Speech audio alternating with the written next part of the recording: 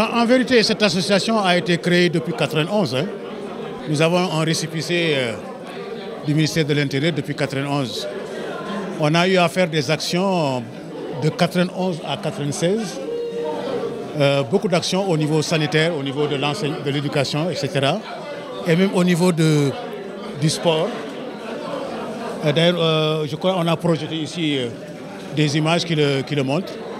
Par la suite, beaucoup d'entre nous, pour des raisons d'études, n'est-ce pas, sont allés en Europe.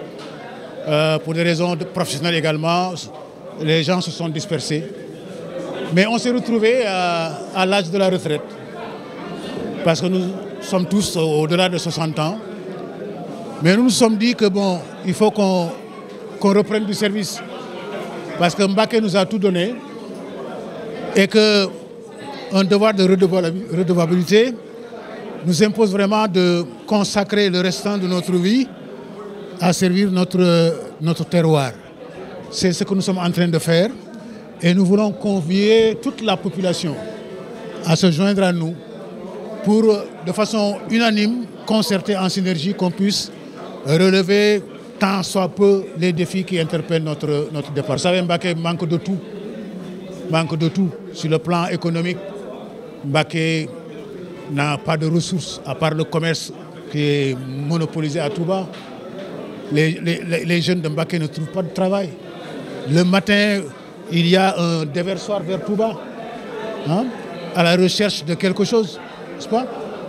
Il n'y a pas donc de secteur qui capitalise la jeunesse de Mbacké. Donc, sur le plan économique, il y a des problèmes. Sur le plan de l'éducation également. D'ailleurs, c'est pourquoi nous avons commencé notre action par l'éradication des abris provisoires. Parce que nos élèves sont dans des conditions exécrables de travail. Et là, le taux de réussite est menacé par rapport à ces conditions de travail. C'est pourquoi on a commencé par l'éducation. Mais on va aller plus loin. Sur le plan culturel, mais Mbacké à l'époque, c'était un centre rayonnant, culturel rayonnant. Mais aujourd'hui, c'est comme si Mbacké avait perdu de son âme. Alors, il est vrai qu'il y a des acteurs culturels qui sont là, mais qu'il faut aider, qu'il faut encadrer, parce qu'il manque de tout. Là également, c'est un chantier. Quelqu'un vient de nous dire que vous embrassez trop. Mais en réalité, un projet de 250 millions. Mais Mbacké n'a pas besoin de demander ça à l'État. On fait plus de 45 000 habitants.